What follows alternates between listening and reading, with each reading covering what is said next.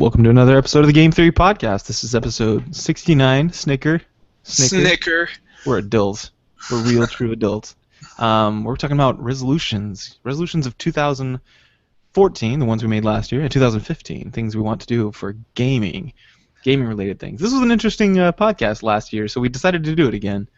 Yeah, we're revisiting it. One of our listeners suggested that we go back to our old resolutions and see how we held up, and also see how we applied the tips we gave for keeping resolutions. Excellent case idea. Study.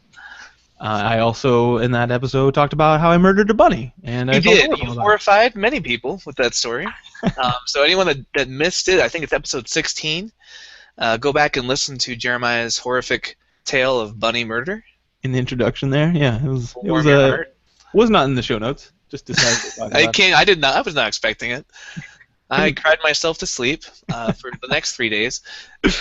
Oh my god! But I've come to terms with it now. Oh, that's the day I decided to never be a hunter. I was like, that's not gonna happen. What are the most horrifying things about your past on listening to podcasts? Like things that you never told me in person. Yeah, like that one where I was on Logicast and talked about torture. Yeah, you're like, I torture people and murder bunnies, and I'm like, okay, awesome. Pretty awful. I'm like, but I won't anymore. So I promise to stop. Oh yeah, and if you guys want to listen to that, that's actually Logicast, what it's called. The two hosts are Darby Macy and Jared Smith, and I was a guest on it, I think 3 weeks ago, and it was called it wasn't supposed to be on torture. It was supposed to be on riot, psychology of rioting. And, yeah. I'd like to actually talk about that again. Maybe they'll have me back on because it's really interesting dynamic, and there's some cool things you can learn to how correctly to handle a riot that they'd be interested in, I'm sure. Anyway, so we're not talking about that here though. We're talking about freaking gaming resolutions. Right. So Christmas is over. How was your Christmas, man? How was your New Year's? Oh, pretty great. Pretty great. Although I did notice a disturbing trend. I'm seeing these Elf on the Shelf things everywhere. Yeah, we were gonna do that. Why is it disturbing? It's Okay, so this might be my French literature coming into play. In the master's program, we studied Michel Foucault, who was a political philosopher. He referenced this guy named Bentham, who designed the ideal prison. Have you heard of this? It's called the Panopticon. Panopticon? No. So basically, you have all these cells, and in the middle of all the cells is a tower with a dome over on it with a one-way glass, so the person inside can see out, but you can't see in. Okay. And the idea is the prisoners all know that somebody could be watching them at any given time. And so even if you don't put someone in there, or if you put someone in there half the time, they don't know when there's somebody watching them. They just assume they're always being watched. And it's supposed to encourage ideal prisoner behavior. Okay. Well, the Panopticon. Well, Michel Foucault was very scared of this because he used that idea as talking about the future of our society where we're under constant surveillance. So basically where modern societies will use surveillance as a form of disciplinary control. So like a 1984 kind of thing. Yeah, like a 19th century, 1984. Well, 18th century, actually. So this is back in the 1700s. Okay. And anyway, there was a funny little YouTube video. If you type in Elf a Michelf, so it's a play on Michel Foucault and Elf on the Shelf, Elf a Michelf, on YouTube, you can see this Canadian author named Pinto who wrote about how the Elf on the Shelf kind of serves functions that are aligned to the official functions of the Panopticon. So basically, it's contributing to the shaping of children as governable subjects. We're teaching them that, to kind of accept the idea that we're always being watched and kind of cede that authority to, a higher authority figure, be it Santa or your parents or the government. What? And so he talks about children are always being subjected to this authoritative elvish gaze, similar to the dynamic between citizens and authority in a surveillance state. Because the idea of Elf on the Shelf is he's always watching you. You can't touch him. You can't interfere with him. And at night he goes and reports to Santa whether you're good or bad. Okay, yeah, and he gets into all kinds of mischief. Yeah, and he gets into mischief along the way. So he's just he's basically concerned that setting children up for this uncritical acceptance of surveillance structures, kind of like their parents. Did you see that poll, by the way, speaking of that, where Americans were overwhelmingly in favor of installing video surveillance cameras in public places? And when they were polled, they said they would rather lose privacy than security. Oh, okay, that's not good. Yeah, 78% of people said surveillance cameras were a good idea in basically any time you're outside of your house, in public. Okay. Okay, so that's disturbing considering the NSA, how that big kind of how they found out that like a lot of people just look at like people's like selfies like to their husbands or their whatever their boyfriends, and they look at boobs and they'll show them to other people in the room. Hey, sort of intelligence community, you know, we're guys, you know, we're also professionals, but there's things, you know, I don't know, you're in the army, you're not like a scholar or something that's like objectively studying some subject. You're not the cream of the academic crop sometimes. Right, exactly. You're not a physician who's like, oh, I've got a professional oath. You're just a guy who does the job. So yeah, there's a lot of questionable things. That's pretty crazy. Yeah, and of course this was a post 9/11 poll. I don't think that we would have had the same results if we'd given this before 9/11. I think we had a societal change where we just became accepting of like losing freedom in exchange for security. Yeah. But yeah, 78%, and 9 out of 10 Americans in that poll also said that they thought that terrorism would be a fact of life in the United States forever. So they're just kind of like, yeah, we gotta live with it. So let's kind of give up some privacy. Huh. So anyway, it's an interesting kind of fun look at like something that we do just for fun, like the elf on the shelf thing. Its parents aren't like trying to condition their kids to be okay with constant surveillance, but that's how Michel Foucault would look at it. He'd be like, "Oh, we're coming close to the Panopticon. We're already getting our kids ready for it." Ugh, man, that is terrifying. I mean, with the internet, we've partially got that already. I mean, you know, like everything we do online is subject to. Right, like when those celebrity nude photos were hacked, and everyone's like, "Well, they should have known better than to take pictures of themselves nude." It's like, well, no, that's a privacy thing. You can't. You should have the right to assume that the pictures you take aren't being looked at by someone. Yeah, no doubt. Yeah. So I don't know. I think a lot of children, like I teach high school age children. I don't think they've grown up in a post 9/11 world. Like most of them can barely remember a time before that was a thing we all talked about, and I think that they're all very okay with like not having privacy. Wow. Like, you know, the police looking through your Twitter account for evidence, stuff like that. You know, where it's like, well, is it okay if you know, is it okay for them to do this, or is it okay for them to do that? Like, yeah, sure, as long as you're doing nothing wrong, then it's fine. Yeah, that's terrifying, man. Like, yeah, it's true. Like, you know, but I'm like one of those guys who. Well, that's quite a long introduction section, but I tend to not go that way. That's all I'm saying. Yeah. So anyway, Elf on the Shelf, the Panopticon. If you wanna watch the video, it's on YouTube called Elf a Me-Shelf. Yeah, check it out. Also, yeah, you'll notice we ran into kind of a problem with our New Year's plan here with this, appropriate to the topic here, resolutions. We planned on going ahead and having two separate feeds for this, for one for the intro and news reviews, that kind of thing, and one for the in-depth analysis. But as it turns out, iTunes is wonky, and they want us to backlog the news section before we can do that, which would make the news like 5 weeks old by the time you got to it. Right. We basically put up 5 weeks worth of news sections all at once, which kind of defeats the point. Yeah, so that would be crazy. So instead, we're just going to do like we did early on in the summer when we had that idea of splitting them up in the same feed. That's what we'll do. So one will be called Point 1, one will be called Point 2. The Point 1 will say on there, you know, news reviews, that kind of thing for the week, and then the other one will say the in-depth analysis topic. So. Right. So if you feel like you're falling behind and you just want to do the in-depth analysis, just do the Point 2s.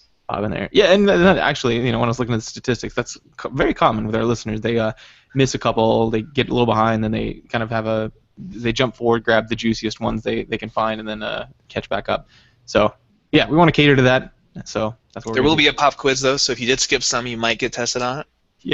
Yeah. At the end of the year, we'll pop quiz, and if you don't get it, you're I don't know. Then fired. The elf on the shelf will report you. There you go. And if you weren't doing anything wrong, then you know. Then it's fine. Then it's fine. You got nothing to worry about. If you're not a terrorist, you're fine. I hate that, man. When cops are like, they're like, "Hey, you mind if I search your car?" I'm like, "No," or "Yes," and they're like, well, "What? You got something in there?" And you're like, "Okay, so you're trying to get me to say something, so that will be probable cause." And I'm like, "No," and I don't hide anything in my car. I don't do drugs or anything. But fuck off. Like, come back with a warrant or fuck off. But don't say that because they will shoot you. This isn't Germany where it's like papers, please. Like that, we were explicitly not allowed to do that in our constitution because they were like, we don't like that. That seems pretty shitty. Constitution's more of a guideline these days, Jeremiah. Yeah. If we don't like it, we amend it. Or we just don't. We just ignore it. Yeah. Good point. Well, cool. All right. Well, then I think we can probably move on to recent news.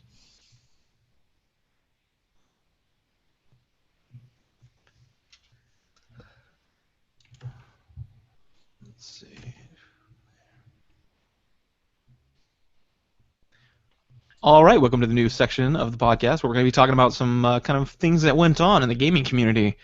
Recently. Recently. New news. Yes, none of that old news.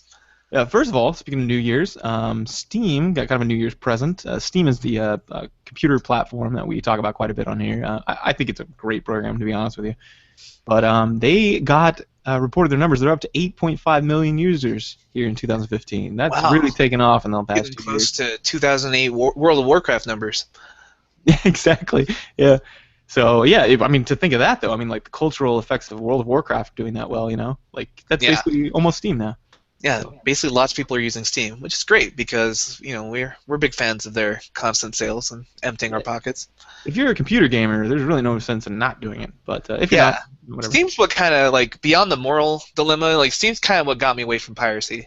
Like it just became so convenient to do things legally, and then I got to feel like good about myself on top of that. I was like, thank you, Steam. Yeah. Yeah, same here. I think it gives you a very easy, legit way to buy things, and I don't know how they do it so cheap, but yeah, good on them. Good on Steam. I hope they keep doing well. The Steam machines, by the way, that's like was one of the biggest disappointments of 2014. That was supposed to be a big deal, and now it's just like they're kind of like computers. In fact, they are computers, and they literally run Windows, and you just can also run Steam on them. Pretty weird. Pretty exciting. Yeah, I remember when that news story came out, we were pretty pumped for it, and it just turned out to be another computer. Mm-hmm. But isn't an Xbox just another computer when you think about it? Yeah, it really is. Yeah, it's just like proprietary software on there, which they could have done. They could have just done SteamOS, but they were like, well, we want to be nice guys and do it Windows 2, which kind of screwed them. Because then they had nothing going for them. Yeah, because then it's like, well, then you are just a computer. I think people don't understand, but I get it. Cool. Well, you showed me a list that was pretty interesting. Remember when we talked about our feminism episode in gaming? We talked about what we'd look for if we were feminists, and we wanted to know what progress looked like so we could see if we were either progressing or falling behind or stagnating in the cause for video games. Like, remember how we talked about we'd look at the games that came out that year and we'd kind of figure out from there how the industry was going? Yeah, we received praise for that methodology, actually. That people said they liked that, and they thought that was a good scientific way to go about it. But yeah, what about it? Hello? The best. Oh, hey, you cut out there for just a second. I'm going to have to edit that out. All right. All right, so just start again. You said remember the...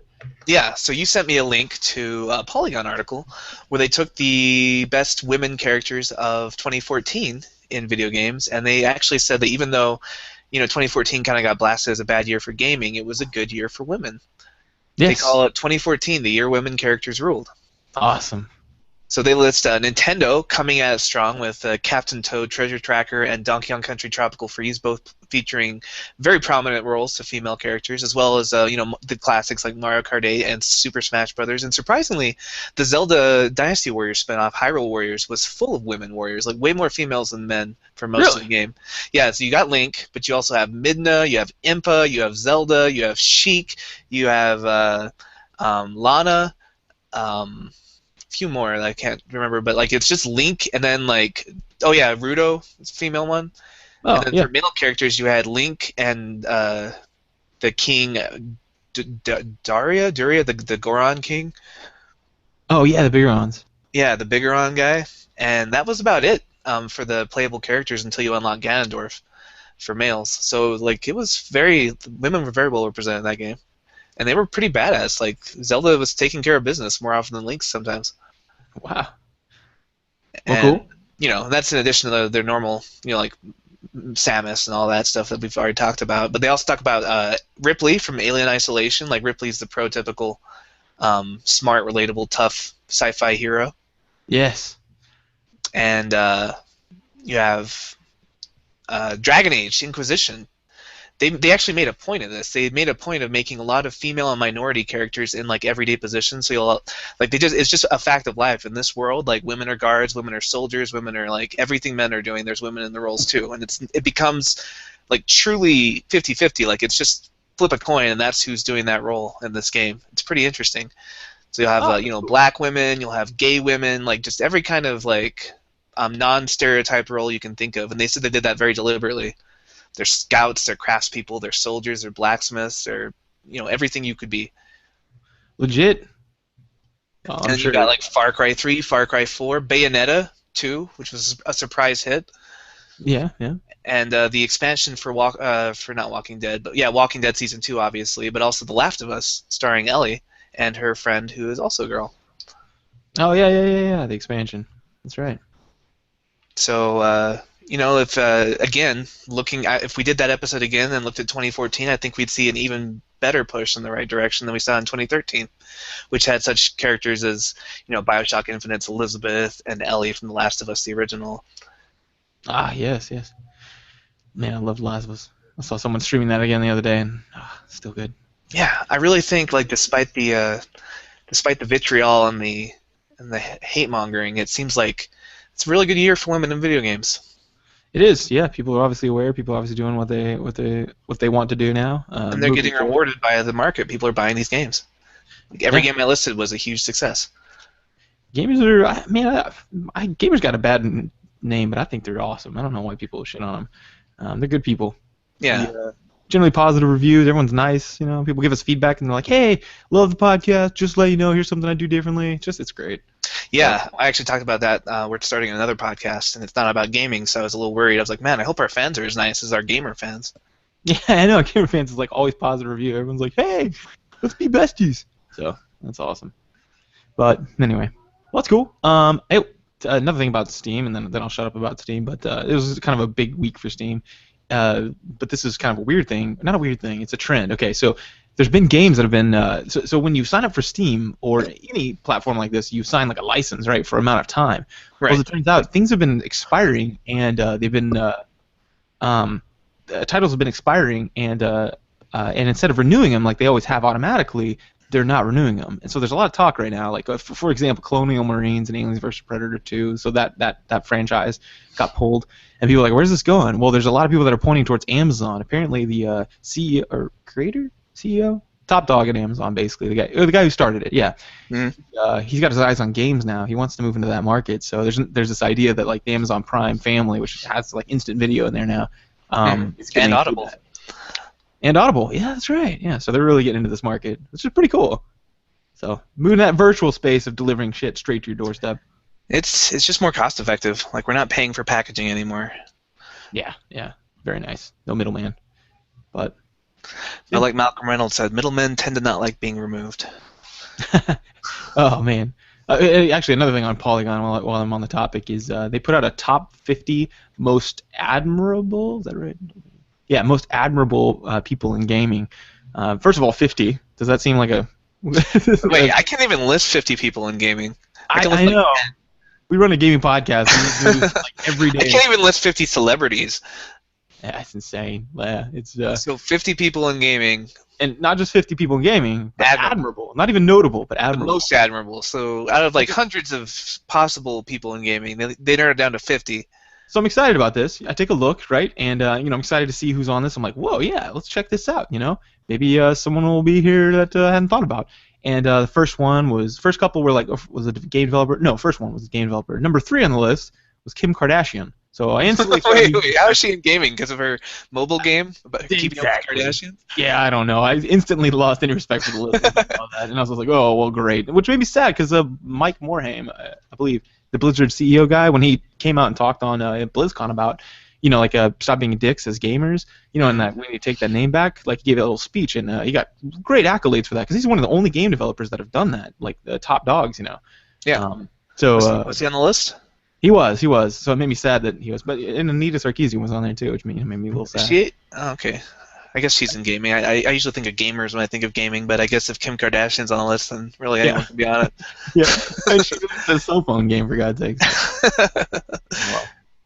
So, yeah, exciting. Awesome. Well, this is not really game related, but it's just kind of geek related. Sam Raimi interview. If you listen to the Nerdist podcast, right, with Chris Hardwick? Yeah. I'm not faithfully, but here and there. It's hard to keep up. Like if you think our show is hard to keep up with, like they put out 2 or 3 hour episodes like twice a week, so it's hard to keep up with the content on that show. Yeah. But they interview Sam Raimi, and they start talking about Spider-Man 3. And about an hour into the show, Raimi says he basically just owns up. He's just like, working in the big budget arena with so much at stake and with much beloved characters that Stan Lee created, people really hold them so dear to them that you don't want to mess up. And I messed up with that third Spider-Man. People hated me for years. They still hate me for it.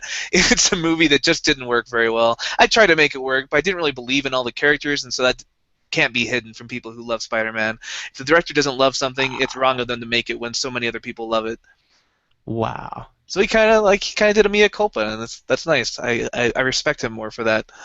I definitely respect him for that, but I don't respect him for taking on a huge title like that if he didn't, love it. I mean, it's money, but it's pretty well known that he didn't want Venom in the movie. The studio made him put him in there because it was such a fan favorite. Yeah. And so it was pretty clear he did not really understand Venom as a character and did not care for the character. And Chris Hardwick also said it must be hard to do a third movie when the origin story has been done and everyone wants to see the second movie topped. And Raimi says that I think raising the stakes was the thinking going into it, and I think that's what doomed us. I should have just stuck with the characters and their relationships and progressed them to the next step and not try to top the bar. I think that was my mistake.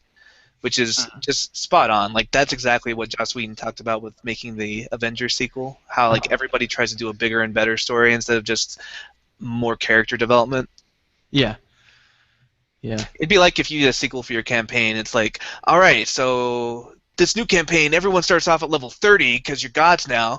It's like, well, where do we go from there? Right. How do you make this like making a new story and, like, focusing on character development again.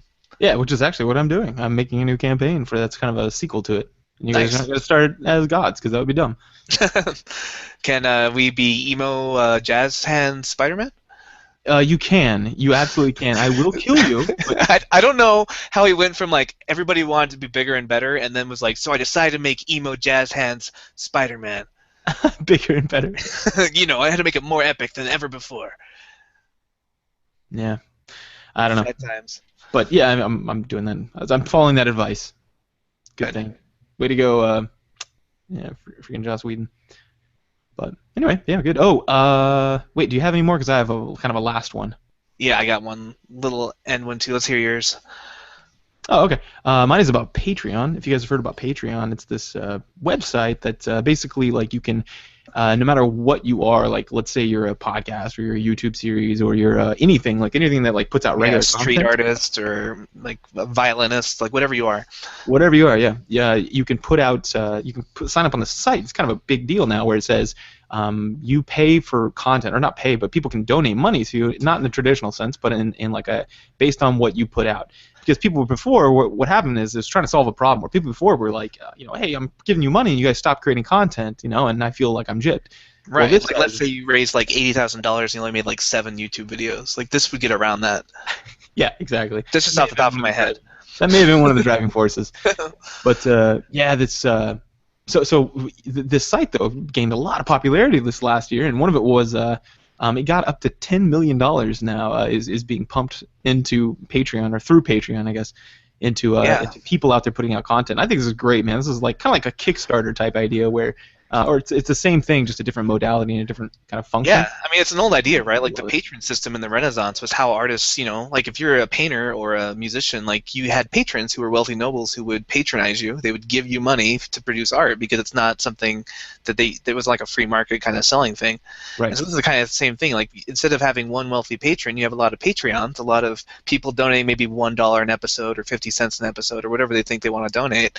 And then, because with podcasting, it's a weird hobby where the more popular, the better you are at it, it gets more expensive. Yeah, yeah.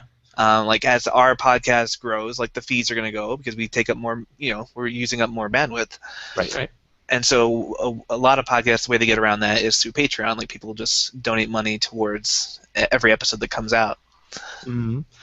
Yeah. Which is actually something we're kind of looking into maybe doing, because typically what I hear from other podcasters that I talk to who run podcasts, they say like, oh, we started and didn't think of much, and then we actually got a little bit of money, because this does cost us a little bit every month. But I like the fact that it's, one, optional, nobody has to pay for anything. Two, lets you go and do it, because I actually I've considered being a patron for this podcast that I actually really like, and probably will. NPR is another one you can do, and I'll probably be a patron of them because I like the content.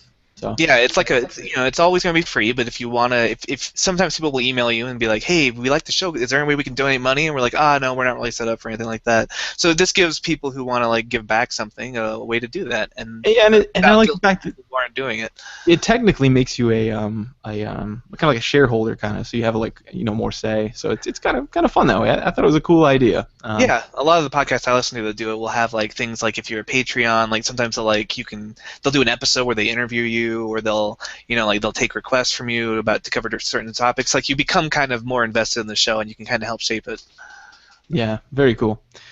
I like it. Of course, they usually have some reward system, so we haven't thought of anything like that. Like at a certain level, you have certain things you get.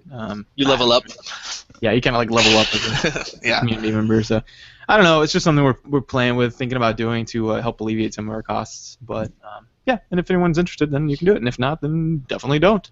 Just no one gets hurt. I just like that it's like a yeah. If you disagree with it, you don't have to do anything about it, and if you don't, then good. So yeah, it's an opt-in. So yeah, that's cool. So my last bit of news, my thoughts on Gaston from Beauty and the Beast. He is the real hero of the story. Yeah, I've heard that. I've heard your little thing there. I mean, it's true. He comes in. Nobody else in the village is giving Belle, like they're all like shunning her. They're saying she's weird. She's a pretty but a funny girl. She's weird. Let's not let her be in our little circle. And he comes in and he can't hardly wait her. He's like, I'm the quarterback of this town. I'm the football captain. I'm gonna take that girl and make her awesome. And then the typical counter arguments are like, no, he just wants to have sex with her. It's like, well, so what? So does the Beast. Like he just wants to kidnap her and use her to break a spell, like by Stockholm syndrome. How does that make him a better person? Like, and if Gaston was only interested in sex, let me remind you, he's got 3 triplets who are blondes and super hot, and they all want him. No guy who was just into sex would turn that down for Belle. I'm sorry. I don't care if he prefers brunettes or not. So, anyway, Gaston's always been my favorite of the Disney heroes. Okay. And this video came out, in Disneyland, or maybe it's Disney World. Probably both. The character actors there, they have to stay in character no matter what. That's part of the job description. Yeah. And so Gaston just acts like an asshole all the time because that's his character, like not an asshole, but he's very confident, right? Like he's been rewarded by the adulation of his fans, so that shows. And anyway, this total bro comes up to him on this video, and I'll link it to you after the show, where he's like, hey, Gaston, you think you're strong? And he's like, I know I'm strong. And he's like, well, I bet I can do more push-ups than you. And he's like, do you now? And he's like, all right. And so they get down, they do a push-up contest. This kid gets wrecked. Gaston, first he's like doing them like twice as fast as the guy, like clearly twice the pace. Like the audience is trying to count them, but they just give up because Gaston's doing 2 to every one of his. Wow. And then he's like, oh, and he starts doing on one hand. He's like, it looks like he needs a hand. And he just starts doing on one hand, and after that, like just as fast. And the guy, the bro dude, who's just like, he's getting completely demasculated in front of all of his friends.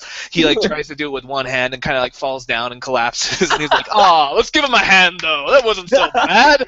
You're not the strongest man in the village, but that's me." It's completely pegged it in character. Gaston loved it. What an asshole. Like if I was incredibly strong, I know what I would want to do with my life is become a Gaston at a Disney park. Just make fun of people. It's so good, and everyone if you have everybody on your side and you're Gaston, then the other guy was a douche. That is awesome. Well, yeah, good for him. Well, anyway, all right. So I guess we can talk about our gaming experiences then in the gaming experiences section.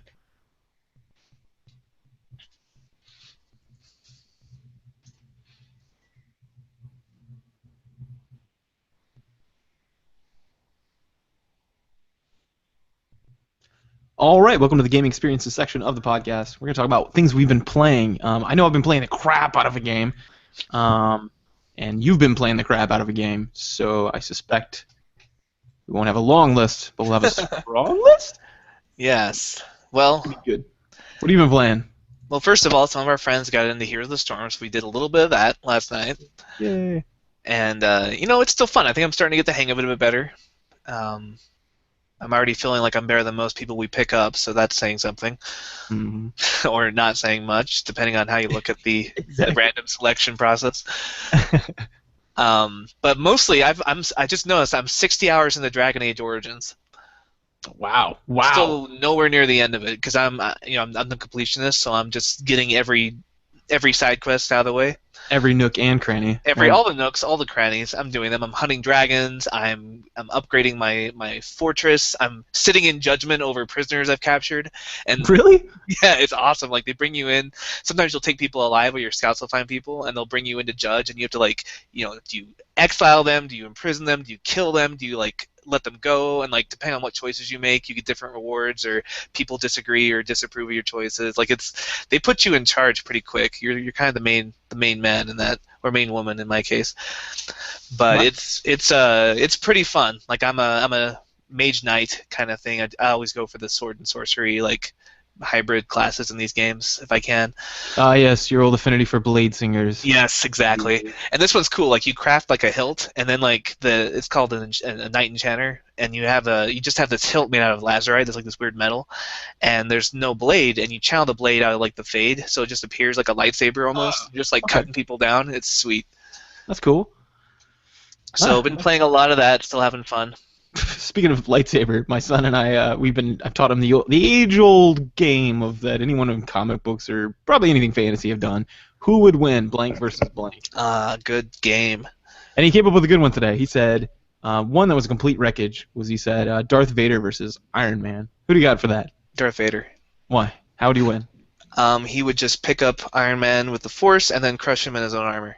That's what I said too. Yeah, I was like, okay, so he shoots Iron Man shoots stuff at him, right, with his repulsor beams. But guess what? Han Solo tried that. How did that turn out? Yeah, he sucked it into his hand. Didn't say gimme, right? So I was like, so that happens. Well, what happens when rockets come towards him? Even Elijah could figure that out. I was like, let's say Iron Man shoots his rockets, right? Even if he's in his Hulkbuster armor, what happens to rockets? And then he's like, oh, he probably catches them with the Force and throws it back at him. I was like, yeah, welcome to your own worst enemy. Take some of that medicine. And I was like, but then what? What else can he do with the Force? He's like, I don't know. And he couldn't guess this one. I was like, he could crush his armor, dude, or he could choke him from inside the suit, or he could maybe do some Force lightning or something if he has it, and zap the suit and turn it off. So. Yeah, we're just cut through the armor with the lightsaber. There's a really good fan video. It's Batman versus Darth Vader. Have you seen that one? No. Oh, yes, I did. Yeah. It's great. It goes exactly how you'd expect it to happen. We're like, oh, it's a surprisingly close fight. I won't spoil it for people who want to look it up on YouTube. Batman versus Vader. Okay, I'm gonna tell you Vader because I don't give a crap. Everybody's such a big fanboy Batman saying oh, if conditions are perfect. I'm like, that's literally the same with anyone. That's like Superman. If conditions are perfect, he's gonna find someone asleep, and then let's say conditions. Well, because Vader's a cyborg, right? So that's a big weakness. If you can shut down a cybernetics, you can cripple him, and that's what Batman goes in doing. He brings his little thing and shuts down a cybernetics. But then Vader's like, well, fuck you, I still have the Force. And you're like, oh yeah, there's that. Yeah, and a lightsaber. I don't know if you've heard of that thing, but yeah, I don't know. Jeez, it's always optimal conditions for Batman. He knows the fight's coming. He knows where it's coming and when. And I'm like, oh, come on, that literally every hero could do that. If Spider-Man knew Darth Vader was coming, he'd set up a huge net and have a bunch of science projects set up. And yeah, of course, anyone can win with the best case scenario. People just are such big fanboys of Batman. They always set up the fight like that. There's a great YouTube video series actually. It's like that game you're playing where it's it's death matches between famous characters. Oh, is that the one that goes in super into depth and is actually really good? Yeah, it goes super in depth. It weighs all their pros and cons. They have a 30-minute Goku versus Superman video. But and then they it's remember that show on Discovery Channel we used to watch, Ultimate Warrior? Yes. Like that, because the first half is just weighing all their weapons and their strengths and weaknesses and training and all this. They do their homework. It's not like they looked this up on Wikipedia once. They clearly have done a lot of research, and then they actually simulate it with a Super Nintendo style graphics deathmatch between the characters. Huh.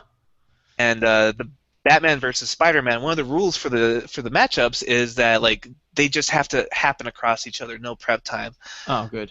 Because otherwise it's then Batman invents a Spider-Man repellent spider gas that kills spiders and spider mutants. So anyway, it's a fun fight to watch. Spider-Man obviously wins. That's good. Yeah, I hate that optimal conditions, especially when one person gets it and the other person doesn't. Yeah, well, it goes back to the Superman versus Batman Frank Miller comic, where it's oh man, how are we gonna make this fair? We gotta give Batman every advantage, and that just became standard feature. Just give Batman every advantage because he doesn't have powers. Yeah, man, you got to keep it interesting, and that's it's a story trick, and so it makes me sad when people do it in real life.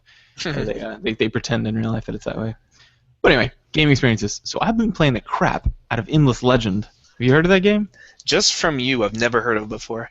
Okay, I need it. I have to confess, actually, Lily downloaded it. It was on the Steam summer or the winter sale, right? Hmm. And I was like, I have bought way too much on that Christmas sale. Plus, we bought a ton of presents and traveled, so we were kind of tight on money. And I was like, before I drop the whatever, I think it was down to like $15, so almost negligible. But at this point, we were counting pennies. So I was like, let me just try it out, and if it's worthwhile, then I'll get it. So I got it, and man, I love this game. It's kind of like Civilization 5, which I did not like. Or I'm not a gamer. I think it's a great game. It doesn't resonate with me. Uh-huh. Like Total War Rome, kind of like that kind of thing. But it's like in this high fantasy world. It's awesome, just really well imagined, and it's really fun. But so I will end up buying it now. But I can't stop playing it in order to buy it because it got off sale now, and I have to go hunt for a sale for it. Yeah, the way you describe it reminds me of that old PC game. Do you remember Lords of Magic? Yeah. Like where it's kind of like Civilization, where each element was its own faction. Like there was life and death and fire and water and earth, and they each had their own kind of army. I think so. Maybe I didn't play that one actually. I loved that game when I was a kid. I used to play it a lot. It's just like a turn-based, like every turn you develop your stuff, then everyone else gets to take a turn, and if you meet in combat, they fight. Cool. Okay, yeah. This is it's a lot of fun. It's this idea that like people were, oh man, it's cool because it's a dystopia, and I like that. It came from one of their original games. This developer's original game was called Endless Dungeon, and it was like this pixel kind of thing where it was a really inventive thing, but the graphics were crap. So they said that like you were basically trapped underneath the earth and like having to basically fend off a bunch of crap or something. Well, this is like the sequel to that apparently. Like it's not just a name, but by tradition or by history. So they said that what happened was they got out of the ground finally, and now they're all trying to repopulate the earth, even knowing that this land is actually a dying land and they don't have long. They just want to see how they can flourish before they can die. So it's like kind of I like that idea of like you've got a doomed presence and but you're gonna do it anyway. It's like a tragic hero. What do you do with your life if you have a fate where you're gonna die? Like Turin from Lord of the Rings, or not Lord of the Rings, but from Tolkien. Or literally everybody. Or everybody, yeah, exactly. Yeah. That's probably why it resonates with me. Yeah, because we're all dying, so it's cool to see that struggle. Yeah, it's pretty fun, and but other than that, I played a little bit of Valkyria Chronicles, but I've just been playing Endless Legend too much to do anything else. I'm still playing Virtual Life a lot. Yeah, I was like, wait, I have to know. Did you ever become a carpenter and make it big? I am an adept carpenter. I'm an adept blacksmith, an adept miner, an adept woodcutter, and I'm actually an expert paladin. Oh my gosh, I'm on the edge of my seat right now. This is so crazy. And we'll buckle up because it gets better. I just became a novice fisherman. Oh, shut up right now. I'm learning how to catch fish. Nothing's going to top that. Yeah, well, let me tell you, there's a cat in the village who offered to pay me 200 dosh if I bring him 5 fish. So that's my first job. It's the only thing I don't understand about this. Okay. Just trust me on this. It's amazing. Cool. It's so amazing. It's so amazing. Well, that's fun. That's fun. Me, honestly, I haven't played anything else other than that. I haven't finished Battle Block Theater yet, like I wanted to, because that game's kind of silly fun. But yeah, just mostly just Endless Legend. It really caught me, which it rarely happens. I finally got that thing where people who play Civilization get this, and I never got this. They always say one more turn thing. Yeah. That's it, yeah. It's famous for one more turn, and I never did that. I always like, okay, I'm at my turn. I was always that way with Medieval Total War. I one more turn my way through that a lot. Okay, and that one didn't quite give me as much. This one really does, because you're managing so much stuff. Oh, it's crazy. There's all these different win conditions. Like, unlike these Wild Walkers, like they're kind of like elves, but it's a whole, it's a faction. So there's more than just elves. But you're like this elven king who like decides to leave the forest, and like all the traditionalists are like, no, dude, don't do that. That's crazy. And he's like, no, we've got the spirits in the forest are gonna kill us. I saw it in a vision. And so the whole time you're wondering, am I crazy? Because like people are revolting against you, and you have to deal with them while you're also trying to run the empire. And then you've got the shaman who's like the leader of the spirits, like the forest spirits, and he's like, no, you're crazy, man. And I won't tell you how that turns out, but it's tough. Like you feel like you're pulling your people, and you're throwing them into war, and it's crazy. There's no particular win condition with the Wild Walkers. You can win any way you want, but eventually you're just trying to make these massive towers to live in, and go populate the land. So it's crazy. It's a lot of fun. I really like it. There's story involved, which is not really normal. Like Total War did a little bit, well, Rome maybe. There was like you versus the Senate kind of thing, or you and the Senate, and then eventually you versus the Senate. But it wasn't really like as scripted as this. This one has like a real story. So right, that's cool. Story goes a long way. Pretty rad, man. Pretty rad. So would your Woodland Kingdom have need of an adept carpenter? Mayhaps, sir. I'm also quite the woodcutter. Yes, many streams we have that need to be fished still to this day. Very well. I'm beginning my training as we speak. Verily. I still don't even know what that means. Yeah, so fun. Very fun. But yeah, that's pretty much all I played, so I'm ready to move on if you are. All right, so this ends our little mini episode, so stay tuned. We will have the next one up soon, and it will be the in-depth analysis where we talk about our 2014 resolutions. Yes.